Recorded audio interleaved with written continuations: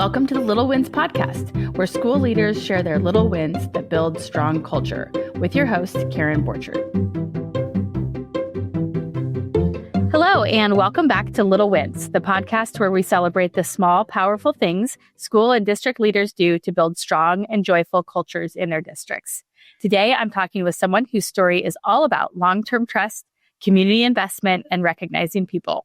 Dr. Ricky Stevens is the superintendent of Keene Independent School District in Texas. He's been leading the district for over 13 years, and under his leadership, Keene has built a culture where character and kindness matter just as much as academics.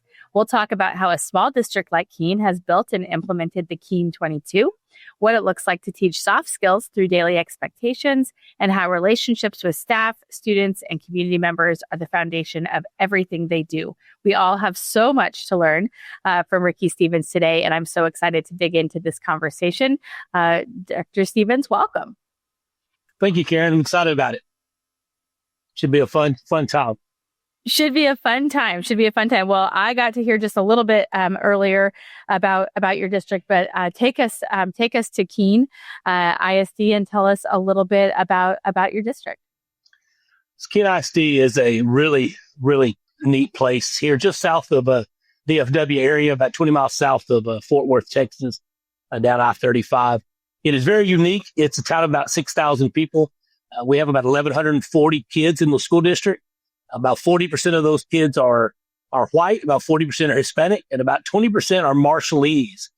Those are South Pacific Islanders that came to Keene about 50, 60 years ago and really play a huge part in the culture of our school.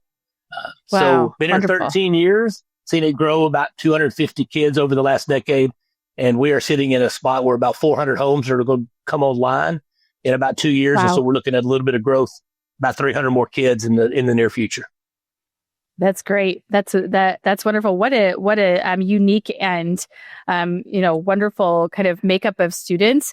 Tell us a little bit how your community and the Marshallese population there has grown and how that influences, like you said, a big part of your school culture. Well, one of the things that's really unique about Keene is the sense of family. A lot of school districts would say family when you talk about their school, but really from the day I got here, that was the buzzword. And our culture being so unique, we're able to really emphasize those cultures and really bring it into one Charger nation. But the things that are really neat about that is being able to have those different evenings, those different times that we really focus on our Hispanic community or our Marshallese community. Just recently, about 3 weeks ago, we had about 8 of the king and their people come over, representatives to Keene. And about 2 years ago, we had the queen of the Marshall Islands come and be able to spend a couple of days on our campus. So it was really neat, a way to buy in, to really get our kids feel like they're all one part of one big school district and point in one direction. Very cool. Very cool. Well, tell us, I know you have a unique model, and so tell us a little bit about your campuses and about the work that you've implemented there to create a holistic education experience. Well, we're 4 campuses on about the same 40 acres. Our pre-K through 5th grade are all in one building. About 5 years ago, we separated those into pre-K through 2 and 3 through 5. Then our junior high just across the parking lot, and it is connected to our high school. And of course, that's 6 through 8 and 9 through 12. And about 11 or 12 years ago, we were really looking at one was our why. And I think if you were to ask me, any one thing that a school district of any size needs to really know before they can really start transforming the way that they educate children, is you got to know your why. And we were struggling through that about 11 or 12 years ago. And our why really became that we really wanted to meet every child, every need, every day. And that's become our motto. It's become our mission. It's become our vision. And you can go to a lot of websites and you'll see 4 or 5 sentence long mission statements. And we decided to keep ours real simple. We wanted at our size school to be able to know every child by name and by need. Because we are small enough that we know a little bit about Johnny's grandma. We may know a little bit about Susie's, parents. We may know, Yep.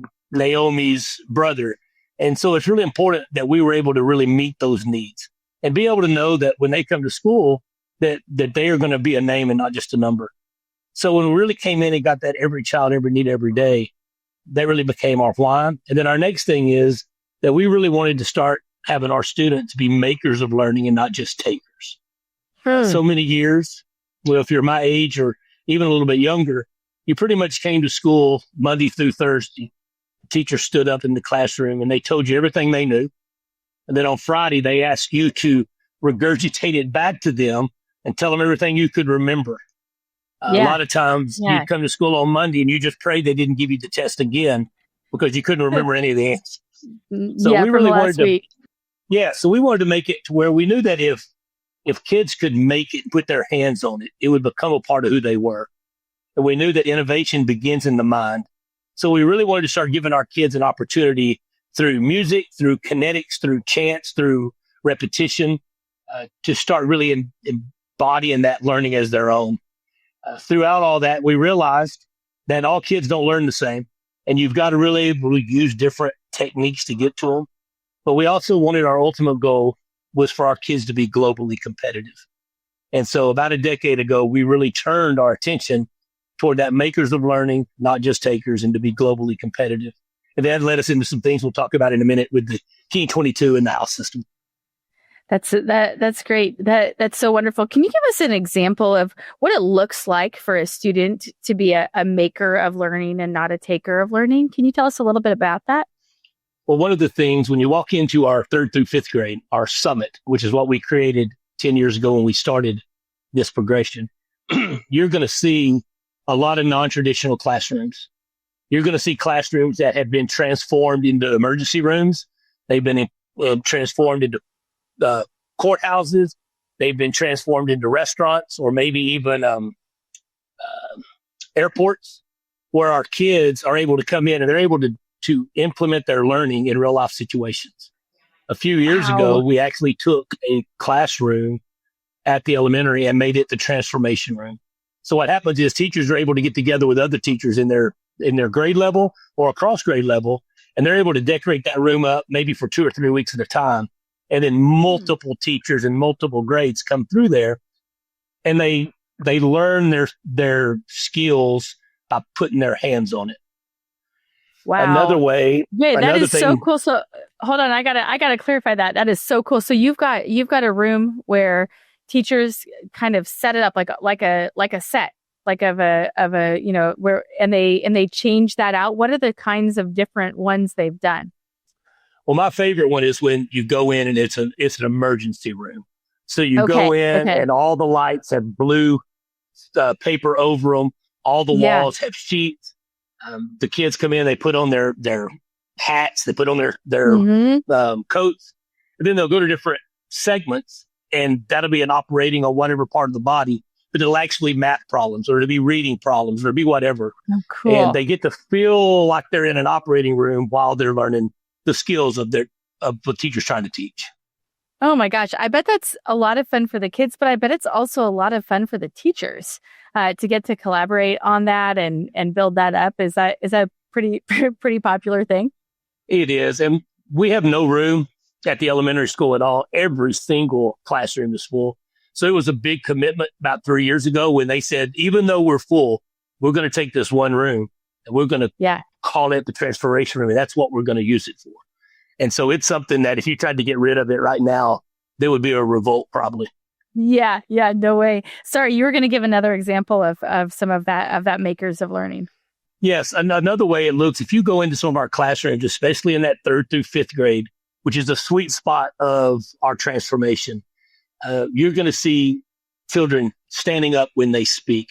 You're going to see children learning raps about different parts of the body or parts of speech, or singing songs about lab safety.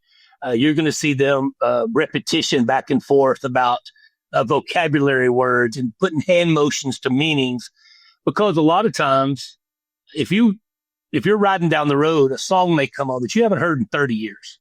And all of a sudden, about 30 seconds into it, you're singing every word because you connected that 30 years ago with your learning. So we're trying to connect that music and that repetition and those hand motions with the learning so that down the road, whether that be a test or whether that be in life, something they learned in third, fourth, fifth, sixth, seventh grade.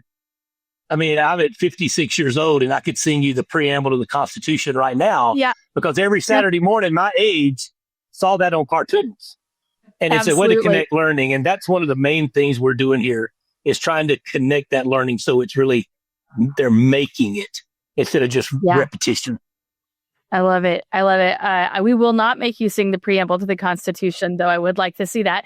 But I have to ask, this is such a unique story already. And it's such a unique approach to leadership. Take us back to kind of your path to leadership, your path into education. How'd you become this leader? Well, I've been blessed tremendously by the Lord. I came out of college and started in a small East Texas town called Diboll.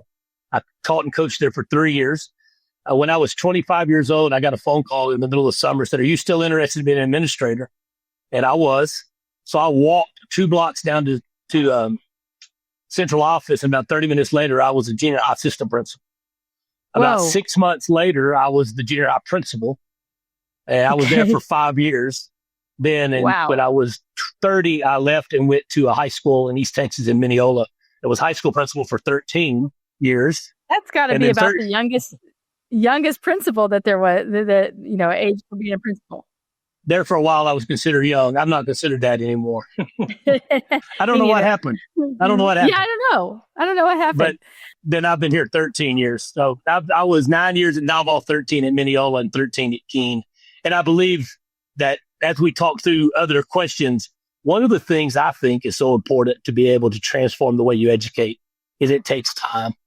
You just can't do things overnight. It takes teachers so many times have been told, here's a new program. And they know that within a year or two, you're going to be gone and a new program is going to come in. And when you can establish that you are a part of the community, you're a part of the school and you're not leaving, then when you bring something in and you commit to it and you say, this is a 2 or 3 decade program and they believe you, then you give yourself the time to go through the valleys and the mountains and the trip ups and the pitfalls because you're committed. And that's what we've seen through this movement we've done. There's been a lot of pitfalls. A lot of times you're like, what are we doing? But when you're committed to your why and you're committed to long term, it really helps with your success for sure.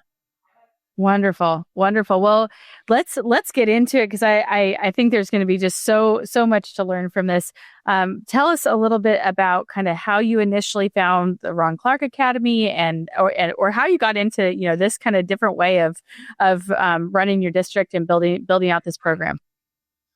Well, once we decided that we wanted to be the makers of learning, not just takers. Yes.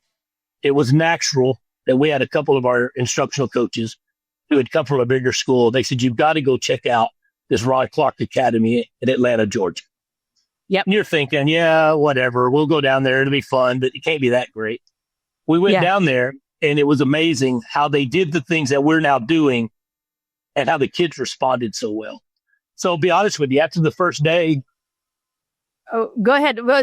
For those of our guests who don't know what Ron Clark Academy is, can you take us there a little bit? Tell us kind of what you saw, why it's different, what their system is.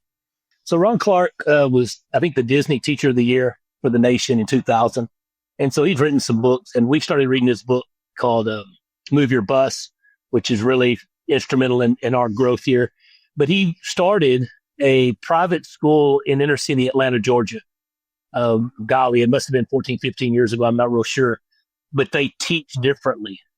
Now, granted, they're private, we're public. There's a lot of things that are different, but we went down there and just saw the excitement and the joy the teachers had and the excitement and the joy the kids had. And so that very first night, we're downtown Atlanta. We're eating dinner just as a leadership group. And I leaned over to the elementary principal. I said, we could probably do something like this in Keene. And I mean, the entire table just got excited. We talked for hours about it, how it would look, what we would do. And so we came back after that trip and pretty much committed that we were going to start at the 3rd grade and we were going to do a Ron Clark type 3rd grade. That would then become 3rd and 4th. That would then become 3rd, 4th, and 5th. And now the first group of 3rd graders are sophomores. So the Wow. whole summit movement has kind of moved now almost all the way through the school district. Okay. Okay. And So tell us about the summit movement. What does it entail? well, one thing right off the bat, we decided we were going to go to a house system. We saw that at the Ron Clark Academy. It's based a little bit off the Harry Potter story. So we decided we were going to do houses. And to be honest, we thought that the house system was the big thing. And the Keene 22 was going to be the thing that helped move the house system along. I'll talk a little bit more about the house system, but as a spoiler, we found out that the Keene 22 is the thing and the house system just supports it. But we wanted, when you have a culture like we have, and I do believe that the number one thing that a leader has to do is build culture. Whether it's doing what we do at the summit or whether it's whatever it is, if the culture is not right, you're not going to have success. And a lot of time that culture comes from personal relationships, but it also comes from time and consistency. So as we developed over the years that culture, we wanted with our kids, we wanted our kids to be able to see something in someone else and say, hey, that looks like me. Keene ISD first graduating class was 1991. So our graduates are just now getting into their early 50s, our alumni.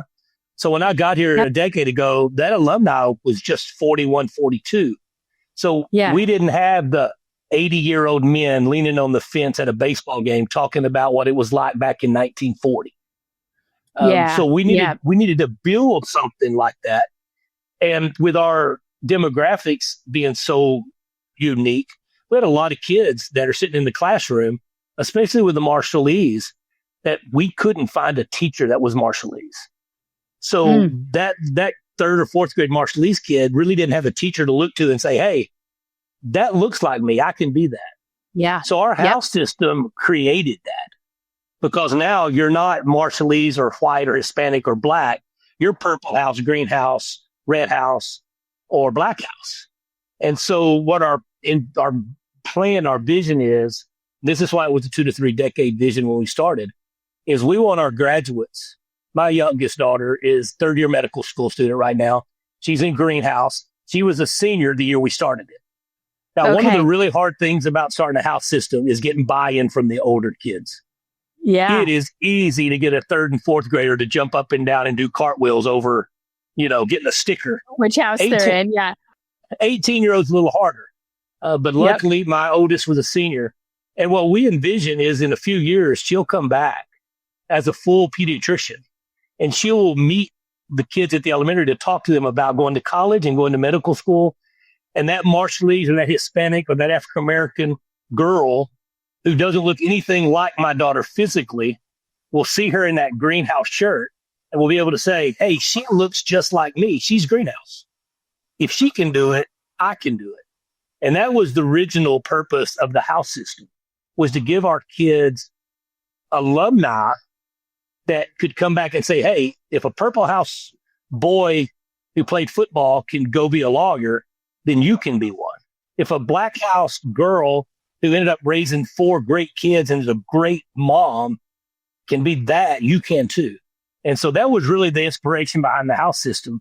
There's a lot of different reasons people do house systems. Some do it just for sorting. Some do it for ease of, scheduling. Ours was strictly for the why of every child, every need, every day. Well, and I imagine that's so great. And I imagine you also will have teachers who come back who were students, who are alumni. And then the teacher standing in the front of the room, was in the greenhouse just like you. And we're really close. You're really close. That's really cool. That's going to be an exciting day. That group of teachers that group of kids are 23 right now. So they're starting to get out of school. So yes, it won't be long before we have one come back that was in the house system. That's incredible. That's wonderful. Well, you mentioned the house system and you mentioned the Keene 22 and the Keene 22 kind of leads. So tell us about the Keene 22. So one of the things that we wanted in our why, it's called our Ignite vision. The last thing was that we wanted to be globally competitive because our kids aren't just competing with the schools down the street. They're competing with the Austin Westlakes, the Highland Parks. They're competing with the California kids, the New York kids, but they're also they're competing against Japan and China and the whole wide world. How do we make them globally competitive? Well, we knew that just offering more programs wasn't going to do it. We're not going to just all of a sudden offer this new thing and our kids are going to be globally competitive. Because I did find out with my girls going through and going to college that after about a semester, they're pretty much caught up with everybody. Even all those ones that were those big schools that did all the stuff, they're pretty all even after that. So how do you make them competitive? And we felt like making them competitive was by producing better humans. People who just have learned how to be better people. One of those ways, and it's the very first thing that we stressed when we started the summit, is when you meet somebody, shake their hand and look them in the eye. Because that is a huge, huge thing that gets you ahead in life. When you walk up and you look somebody in the eye and you smile and you give them a firm handshake and you say, hey, my name's Ricky Stevens. I'm from Keene ISD. How are you? Man, all of a sudden, almost everybody in the world goes, that kid's different. That person's different. And what it does, in our opinion, is it gets you on what I call the maybe list. It doesn't get you on the yes, but it doesn't get you on the heck no list. Somebody meets you, they go, maybe. And so maybe you get that second interview. Maybe you get that job. Maybe you get that date when you're looking for your husband or your wife. All those things, because we've made you a better human, we think makes you globally competitive. So other things are like, hold the door open. Say yes, sir, no, sir. Yes, ma'am, no, ma'am. If someone bumps into you, say, excuse me, even if it's not your fault. Always say thank you. All of these things that when you institute those into your life, you're not perfect, because we're all knuckleheads still at times, but you become different. You know what I mean? But you become different. And when you're different, you're competitive. And so we really instituted that. And if you were to come into Keene and just stop around town and ask people, what's the greatest thing they like about Keene ISD, you're going to get a heavy, heavy dose of the Keene 22. Our community loves it. They love us talking about it. Our parents eat it up. Our parents are all engaged. Our kids know about it. It's posted everywhere in the school, and it has become a huge part of who we are. At the lower levels, they actually scope and sequence that out so that starting with those kindergartners, they're starting to learn the basic ones. And then they continue to go up through like 5th and 6th grade, where we're really focusing on what those skills are. I'll tell you one of the ones that culminates in the 5th grade. We have something called a great debate. We have these signature events that start in 3rd grade. They go all the way. 3rd grade has the Great Shake. 4th grade has the Charger Challenge. 5th grade has the Great Debate. 6th grade has the Gauntlet Charger Championship. But at the 5th grade, the Great Debate takes all 90-something 5th graders at first and puts them through a sequence of contests where they have to stand up for what they believe in and respect the opinions of others. And it ends up being in front of the school board. The final 5 have a full-blown TV show style debate where they're sitting up there, they're asked questions. When we first did it, the first 4 or 5 years ago, I thought it was going to be like, what's your favorite ice cream? Or what do you want in the world? World peace? Those kind of questions. But they tackle questions like state testing, 4-day school week, bullying, whether you should be disciplined inside or outside school for certain deals. It's amazing to see them. And the 2 Keene 22 that is focusing on is our number 9 is stand up for what you believe in. And our number 12 is respect other students' comments, opinions, and ideas. And one of the things that we try to stress about the Keene 22 is this is not just a bunch of rules that our kids try to follow in the 3rd grade. These are life lessons. And whenever you can stand up for what you believe in while you respect others' opinions, especially in our world and in our culture, we're trying to teach our kids to be able to argue without anger and to disagree without hate. Because if you can argue without anger and you can disagree without hate, then you can live in this world and we can have peace. Because there are some things that I believe in that I am never going to ever change my belief. But I can still respect you enough that in our disagreement, we don't hate each other. And that's one of those things that at Keene ISD we're trying to produce, not perfect kids, but kids that are different and kids that are able to do those things.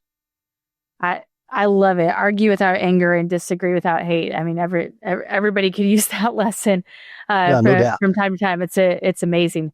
Okay, so tell me a little bit about how do you help teachers implement this very different system? So a teacher comes into your district brand new. What does it look like getting them, up to speed on the Keene 22, and how is it introduced to teachers, and how do teachers start to introduce it to kids? Well, one of the things that has been real important the last 4 or 5 years is I got a phone call the other day from a friend that said, "Hey, I saw your test scores were really good. What did you do this year differently?" And the answer was nothing. It just takes time and hiring better. So one of the things that has helped us is our hiring practices have gotten better and better. And so when you say, well, how do you introduce people into the Keene 22? Well, number one, you only hire people that after extensive interviews, you think match up with your why, and you think match up with your Keene 22. So no one gets hired at Keene anymore that has not already been told all about the Keene 22, have been vetted that they seem to exemplify it.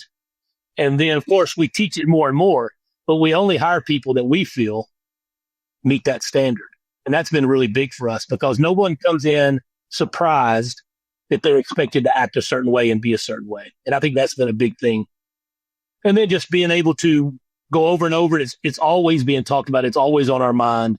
And so you embrace it because it's what we do. Yeah, wonderful. That's great. How do teachers, I imagine teachers love it because it creates this sort of respectful, supportive environment among everyone. But how do teachers, how do you see teachers living out that Keene 22 day to day in the hallways? Well, most of our teachers were going to be standing at the door when the kids walk in, shaking their hands and doing those things. That's not unique to Keene. It's not unique to education, but a lot of people don't. But when you do see that, it's amazing to see kids, how they react to their teachers when they're standing at the door. So that's one of the things. One of the big things that teachers that really embrace our Keene 22 is by in the classroom carrying out the tenets of it, having their kids stand up, having their kids face the crowd when they're answering questions. A lot of the lower levels, have the hand signals when they agree. Yeah. And so a kid says something and you see the whole class doing this. And that means, we agree. That, or, they have certain things that they say out loud when a kid says something that shows reinforcement of what that kid is. So you see a lot of that. One of the things we also do is inside that house system, and this is why I said early on, the house system is the vehicle that drives the Keene 22, is that we use the RCA app. And so our kids get points for doing things that exemplify the Keene 22. Now, at the third grade level, they may get a point for picking up a piece of trash. They might get a point for holding the door open. They might get a point for saying, yes, ma'am. We're not going to probably give an 18-year-old a house point for saying, yes, ma'am, because you're supposed to do that. So it morphs as they get older. And then at the end of the year, the house that has the most house points has a day out of school where they get to go on a field trip and celebrate the fact that their house. Now, in the middle of that, some of the other points are house attendance rates. The kids that make all A on the row get points for their house. Kids that advance to the state track meet or state basketball or state, academic, they get house points. We do one of our 9-week house parties is when they go out into the community and they do public service stuff. We invited about 3 or 4 nursing homes from Cleburne to come in and play cards and dominoes with our elementary kids last year. Those kind of things. So we try to make it service based some, so it's not all just fun. But that's taken 10 years to morph into that. Okay, wait, hold on. Go back. So the house parties, that happens once a quarter. That's different than like the great debate and that side of thing. Those are house events. Okay. And the house parties are service focused? There's 3 a year. One of those is service oriented. Okay. One of those is actually the first day or the third day of school when we initiate all the third graders. And that is probably the coolest day of the entire district, because what happens is it's usually we start on Wednesday, and Friday, the 4th grade through 12th grade all come into the gym. We have a DJ, crazy loud music. It's basically just 4 or 5 hours of fun for those kids. But the third graders, which is where they initiate into the house, they have been pre-K through second grade anticipating becoming a house member. And so with all 800 kids in the gym separated by house color, the third graders walk in and proceed like a processional out onto the gym floor. And then we have a huge spinning wheel that every kid gets up. We announce their name, and they hit a spin a wheel. And wherever the wheel throws them, that's the house they're in. And it is amazing to see how those little third graders react when they hit red house, and all of a sudden the entire red population explodes, carries them over, gets their shirt, and that's when they're initiated in. And it has been really funny because some of these kids will come decked out in the color that they want to be. And we had a kid one time that came with red shoes, red socks, red shorts, red shirt with a red bandana, and son of a gun if he didn't spin a red house. And so it's been really, really cool event. That is really cool. So it just evens out, like they spin the wheel, and they just get randomly assigned based on what they spin. They do, with the caveat that if we know we have a group, they will program it to where it's going to randomize out of 95 kids. It's going to put X number. I see. So we try to balance it, but it's random inside that. Our saying is that you don't pick the house picks you. Right. And once you're in a house, you're in a house forever. You never change. The rest of school. So we have families who have 4 or 5 kids, all in a different house. We have a lot of parents that want to be spun into houses. We'll spin public officials into houses, all different kind of people. If you were to come to our school one day, we would spin you into a house where you left. And give you a shirt. Yes, ma'am. Oh my gosh, that's incredible. I love it. Well, tell me a little bit about, you set this big vision, this makers of learning, globally competitive. You implemented a really different way of operating a school or district. You're seeing the test scores that happen over time like that. Tell me what else you see as far as kind of the day-to-day little wins, the things that you really see as being kind of the results of all of this, of that vision and all of that work. Well, it's each one of them taken individually could be considered coincidence for sure, but it's the little. And I'll tell you 4 or 5. It's the little phone call you get from someone who says they were at Dairy Queen in the town down the road, and they were walking in, and these 2 kids held the door open for them. And they said, "That's nice of you. You must go to Keene ISD." And they were like, "Yes, sir, we do." The little thing, you say, well, that could be coincidence. It could be. The little thing of this was a big one. About 4 or 5 weeks ago, we were down around Austin, about 3 hours away, playing a football game. And I just so happened to have an old high school classmate that works at that other school. So I was down talking to them, and the president of the booster club for that school came up and said, "Are you the superintendent, Keene ISD?" I said, "Yes, ma'am." See, I want to tell you that before the game today, I was unloading my van to fill up the concession stand, and I dropped the stuff in my hands. She goes, "At first, 3 of your boys in uniform ran off the field to help me pick up my stuff." And she goes, "Before I knew it, they had motioned for the entire team to come, and they unloaded my van in like 5 minutes and stopped the concession stand." I said, "While they were warming up in uniform?" And she goes, "Yes." He goes, "It was crazy." And so right off the bat, the proudest superintendent in the state was me that night. That our kids, not only of our kids, but the fact that our coaches before a football game, let them go over and help this lady stop the concession stand.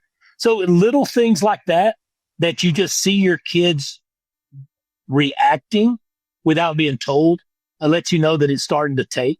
And again, I want to stress, they're not perfect, but they're different. Sure. But they're different. It's different for a football team to leave the field to an away game and help somebody load their concession stand. So those are little things. And we get phone calls all the time or emails from people that say, "Hey, we were at so-and-so and one of your kids helped us. We asked them where they went to school. They said Keene. Just wanted to say, hey, that was just really different to see a kid do like that." So those kind of things lot of other, sob stories that'll pull at your heartstrings of things that have happened Yeah. over the years. Yeah. But that's where we see it mainly. Yeah. Where are you taking it forward? How do you see, or like now that you kind of have this thing, you've been there 13 years, you've got this thing, you've got your third graders turning into 12th graders, and all of those things, those initial third graders. Tell me, kind of what's the next chapter of the Keene 22 or of this vision? Well, one of the things that I think is important to bring up is that the community and our school board has been so instrumental in allowing us the time to do this. We decided about 11 years ago that we just weren't going to emphasize test scores. We did not feel like that a 1 day a year test dictated what kind of kids we were producing. And our school board and our community bought into that. And so you very seldom will ever hear us talking test scores. Now, does that mean that test scores aren't important? No, they are important. And so during this time, whenever we're doing all these things to make them better humans, we're looking at those test scores. They were always decent. They were always good, always third or fourth in the county out of 9 or 10 schools, but just wasn't and it's not going to be our focus. This year, it just so happened to be that when the scores came out that we were the highest rated school district in the county. So what that did to us was it let us realize that, hey, I've always had the belief that if you have a school where kids want to be there and teachers want to be there, you can't help but learn. And so it's just taking time. But without a school board or without a community that would give you the time to do that, that's why I think so many schools are not successful, is the community and the school board won't give them time to get it turned. And our school board has been amazing. Our community in Keene is amazing. And the fact that they see what's the change. They see the way our kids act. They see the way they behave, and they were willing to wait for the payoff. And so that's been really good. Yeah. One of the things we're doing though, as we move forward, this will be our first year to send our 6th or 7th grade winner of our Charger Championship to the Ron Clark National Great Shake. Oh, so this will be, cool. So that's one thing we're progressing. What's the Great Shake? The Great Shake, they'll bring winners from all over the country to Atlanta, and they will have a 3-day competition to come up with a winner of who's the best handshake speaker, communicator. It's a big deal. Okay. Yes, and so we're bringing that in. One of the things, even today, I was talking to one of my principals, and she said the other day, without anybody knowing, she walked down with one of those little clickers that you use like to count jump rope steps.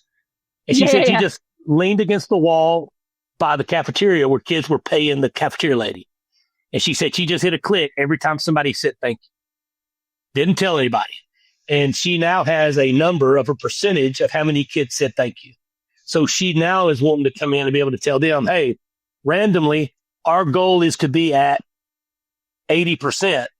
And every once in a while is going to do stuff like that where she's trying to measure without kids having to perform some of the things of the Keene 22. I thought that was a cool idea. Of course, you tell kids you're going to do it, it's going to be 100. So you have to be able to do it in the wild, so to say. Yeah. But I thought that was a cool thing, how to reach out and see that. Very cool. In the last couple of years is where we really started pushing this public service stuff through the houses. So that's a growth for us to continue. So those are some of the things we're doing going forward. That's great. How does I know I could talk to you forever about this. How do your teachers support or kind of? You just mentioned that great example of a teacher, stopping in and counting the thank yous and figuring out how we get our thank you rate up and things like that. I love that. What other ways do your teachers kind of bring their voice and their ideas to this system? Well, I have what's called a SAC committee, Superintendent Advisory Council. Okay. And we meet every Tuesday after the board meets. And that is 2 teachers from each campus, plus a CTE teacher and plus a fine arts teacher. So they have now been with me probably 3 or 4 years as a group. So they've really got the pulse of their campus. So a lot of voice comes through them. In the house system, though, we have also house ambassadors. So at every campus, there is a house leader that's underneath our district house leader. And so a lot of the house stuff, comes through them. A lot of the information and the voice of what we're going to do goes to them, because they also have house ambassadors for the kids at every grade level and every house. Okay. So it's a lot of voice. And that's why I say there's been a lot of pitfalls on the way. It has been a process. But when you have the time and the freedom to make it right, you hope to establish something that way outlasts anything that anybody. That's wonderful. What's one pitfall that you would tell a superintendent trying to implement this type of system? What's one pitfall you'd tell them to avoid? I think the first pitfall I would tell anybody is don't start anything like this until you know your why. If you don't know your why, you will jump ship. 100% you'll jump ship, because your why has to be so solid that even when you bloody your forehead against the wall, you go, it's worth it, because I know where my why is. And our why is makers of learning and be globally competitive through the Keene 22 in this house system. And so no matter how difficult something may be, you keep moving. And I'll tell you, one of the biggest hurdles is getting the older kids bought in before the younger kids become the older kids. That makes sense? Before they, absolutely. Now that my 3rd graders or 10th graders, it's a lot easier to get buy-in at the high school than it was 8 years ago when they were just brand new to it. And we're saying, hey, wear this purple shirt. So it's know your why and then be committed to the long term. Yeah, that's great. That's great. Those are great lessons learned. All right. Well, we have a little lightning round at the end of every episode with 3 questions. Are you ready for the lightning round? I'm ready. Okay. All right. Great. Okay. First one is, what are the 3 words that you want to define your school's culture, your district's culture? I can't give you 3 words. I'll give you 3 short phrases. Every child, every need. Every child, every need, every day. Every child, every need, every day. That's great. And that's been sort of your guiding mission for a long time. Been going on 11 years now. That's excellent. Amazing. Okay. Second, good. Nice work. Very fast on that lightning round. Second one is, what is one little win you've had at work lately that we can celebrate for you? We'll give you 2 little ones. One is last Friday, I had all my new teachers meet me back for lunch after the first 9 weeks, because we had the new teacher retreat 9 weeks before, and I wanted to meet with them again. And I asked them, I said, if there's one thing at Keene ISD that you would say never, ever, ever, ever stop doing, what would it be? And without doubt, everybody said the Keene 22. That was a small win. That was a win for me because it reinforced what we're about. Yeah. And then the other small win was yesterday. I was eating lunch at a restaurant with another superintendent, and this older guy walked in the door and was about to pass out. And as he hit the ground, we were able to catch him and keep him from falling. That's not the win. The win was when another guy came over and was thanking us, and he said that he had noticed that 2 guys had walked out the door right before the old guy had walked in, and had let the door close in the guy's face by accident. But he was so upset that they didn't realize that guy was walking in to hold the door. And the win for me is it's important to teach our kids to hold the door open for people. Yes, and I was telling some kids yesterday that when I go to the gas station, because I'm so cognizant about the Keene 22, I enjoy holding the door open.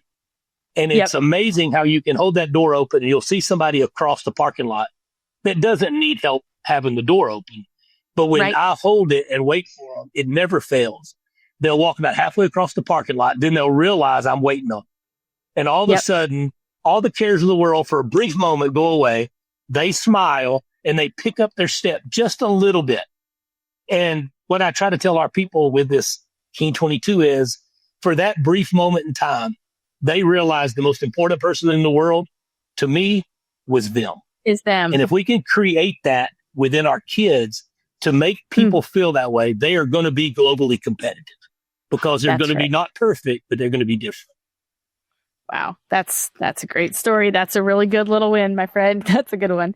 I like that one. All right. Last question. We talk about school culture on this podcast all the time. We know that culture doesn't come just from leadership, but from every member of the building. So tell me, what do you believe any educator could do right now to improve their school or district culture? Well, I believe to improve their culture on their own is to know their why. to know their personal why and their professional why.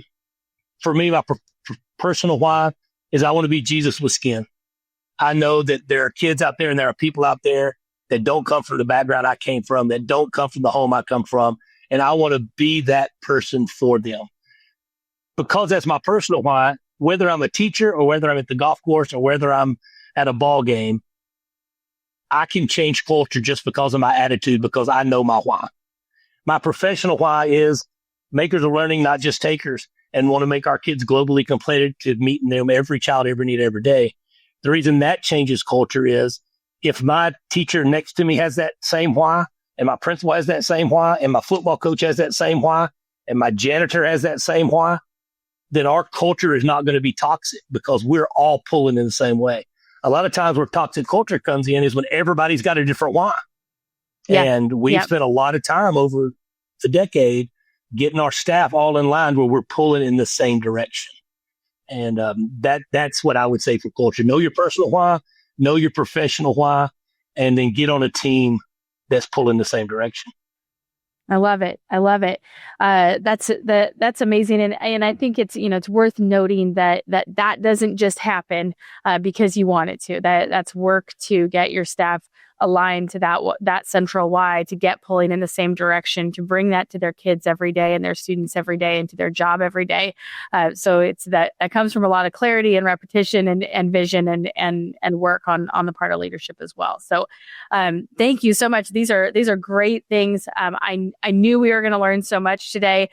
We did. There's so much here, from everything from starting with finding your why to, building a vision and a mission that you can clearly articulate, to things like the house system and the Keene 22 events and things like the Great Debate, having teachers counting the thank yous in the lunchroom and having your football team voluntarily help somebody out when they need it. I think more than anything, I loved your story about how a house system isn't about sorting. It's about helping every kid see themselves and the adults that are around them and the people that are around them. So there's a multitude of little wins here. I'm so grateful for your time and for your leadership. Thank you so much for being on the podcast today. Thank you. Thank you for highlighting things like the small wins that we do every day. I appreciate it. Absolutely. We'll talk to you soon. All right. All right. Bye-bye. Have a little win? We'd love to hear from you. Learn how we help schools build strong culture at getalpaca.com.